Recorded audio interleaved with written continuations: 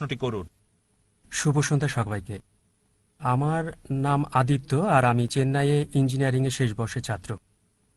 আর যদিও বা আমি হিন্দু, ইসলাম সম্পর্কে প্রশ্ন করছি আর জিজ্ঞাসা করছি, কারণ জাকির নায়েক হচ্ছেন সবচেয়ে উপযুক্ত। যেমন আপনি লেকচারে অনেকবার বলেছেন যে পবিত্র কোরআন লেখা হয়েছে 1400 বছর আগে, আর মনে করা হয় সবচেয়ে সেরা এবং আল্লাহর দেয়া সর্বশেষ ওহী। তাই আমার দুটি প্রশ্ন। আল্লাহ সবকিছু জানেন, কেন তিনি সেরা গ্রন্থটি প্রথমেই দেননি প্রথম নবীকে, আর ঈশ্বর এত সময় নিলেন তার জ্ঞানের সেরাটা দিতে? আমার দ্বিতীয় প্রশ্ন এটার সাথে সম্পর্কিত, যদিও পবিত্র কোরআন লেখা হয়েছে 1400 বছর আগে, আর মানুষ পৃথিবীতে বসবাস করছে হাজার হাজার বছর আগে, তাই কেন অতি দয়ালু আল্লাহ তাদের সেরা জ্ঞানটা দেন না যা আমাদের দিয়েছেন 1400 বছর আগে? ধন্যবাদ সবাইকে। ভাই, আপনি প্রশ্ন করলেন খুবই প্রাসঙ্গিক প্রশ্ন, দুটো প্রশ্ন, একটা হচ্ছে আরেকটার উত্তর। আপনি বললেন যে কেন আল্লাহ সুবহানাহু ওয়া তাআলা এই চূড়ান্ত বার্তা দিলেন 1400 বছর আগে, প্রথম মানুষ থেকে কেন দেননি? আর দ্বিতীয় অংশ একই প্রশ্নের উত্তর, যে 1400 বছর আগে যে লোকজন ছিল তাদের ব্যাপারে কি হবে? তারা কোরআন থেকে বঞ্চিত। আল্লাহ যদি অতি দয়ালু, অতি মহান, অতি ক্ষমাশীল হন, তাহলে 1400 বছর আগের লোকজন কি বঞ্চিত হয়নি? খুবই ভালো প্রশ্ন করেছেন। আপনার প্রশ্নের উত্তরে বলছি, আমার ছেলে আমাকে বলল, আব্বা, বাবা, তুমি চাও আমি ডাক্তার হই, তাহলে কেন নার্সারিতে প্রথম শ্রেণীতে, দ্বিতীয় শ্রেণী, তারপরে স্কুল কলেজে ভর্তি করালে আমাকে বলো তো, সরাসরি মেডিকেল কলেজে ভর্তি করালে না কেন? যদি আমার ছেলেকে ডাক্তার বানাতে চাই, আমি সরাসরি তাকে মেডিকেল কলেজে ভর্তি করাতে হবে না। প্রথমে তার জন্য ক্ষেত্র তৈরি করতে হবে।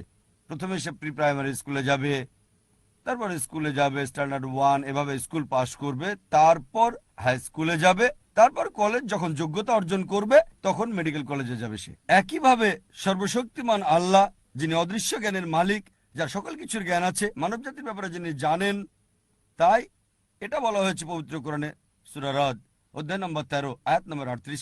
আল্লাহ বলেন, লিকুল্লি আজলিন কিতাব, কিতাব দেওয়া হয়েছে প্রত্যেক যুগে, প্রত্যেক সময়ে। কোরআনে 4টার নাম বলা হয়েছে, তাওরাত, জাবুর, ইনজিল এবং কোরআন। অনেক কিতাব নাজিল করা হয়েছে।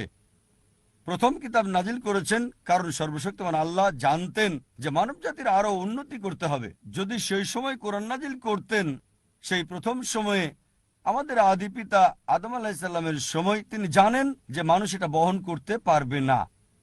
এ কারণে যে কিতাব কোরআনের আগে এসেছে, মানে ইনজিল, এখন হলো বাইবেল, যদিও আমরা বাইবেলকে ইনজিল বলে মনে করি না, তবে বাইবেলের কিছু অংশ হয়তো ঈশ্বরের বাণী।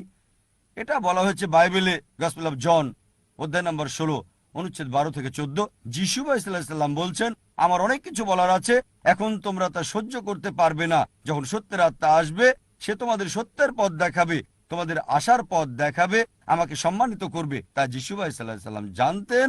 তারপরও তিনি বলেছেন, তোমরা তা সহ্য করতে পারবে না, এজন্যই সর্বশেষ এবং চূড়ান্ত নবী আসবে, সে তোমাদের আশার পথ দেখাবে। এভাবে সর্বশক্তিমান আল্লাহ ভালোভাবেই জানতেন কোন সময়টা সর্বশেষ ও চূড়ান্ত বার্তা কোরআন নাজিলের উপযুক্ত সময়, আর সেটা ছিল 1400 বছর আগে। এবার আপনার দ্বিতীয় প্রশ্নে আসি, কোরআনের আগের লোকজনের কি হবে? তাদের ব্যাপারে বলি, আমার ছেলে যদি ক্লাস 1-এ পড়ে, তাকে মেডিকেল কলেজের প্রশ্নপত্র দেওয়া হবে না, ক্লাস 1-এর প্রশ্নই তাকে দেওয়া হবে। যদি হাই স্কুলে যায়, হাই স্কুলের প্রশ্নই তাকে দেওয়া হবে, তারপর জুনিয়র কলেজ। ঠিক একইভাবে সর্বশক্তিমান আল্লাহর মূল বার্তা সব গ্রন্থেই, সব কিতাবে, প্রথম থেকে শেষ কিতাব কোরআন পর্যন্ত একই, অর্থাৎ এক আল্লাহকে বিশ্বাস করতে হবে, একমাত্র তাঁরই ইবাদত করতে হবে। তাই সব নবীগণ, প্রথম নবী আদম আলাইহিস সালাম থেকে শুরু করে, তারপর নূহ, ইব্রাহিম, মুসা, ঈসা, মুহাম্মদ সাল্লাল্লাহু আলাইহি সাল্লাম, সবার মূল কথা একই, আল্লাহ সুবহানাহু ওয়া তাআলার একত্ববাদ, তাওহীদ সম্পর্কে।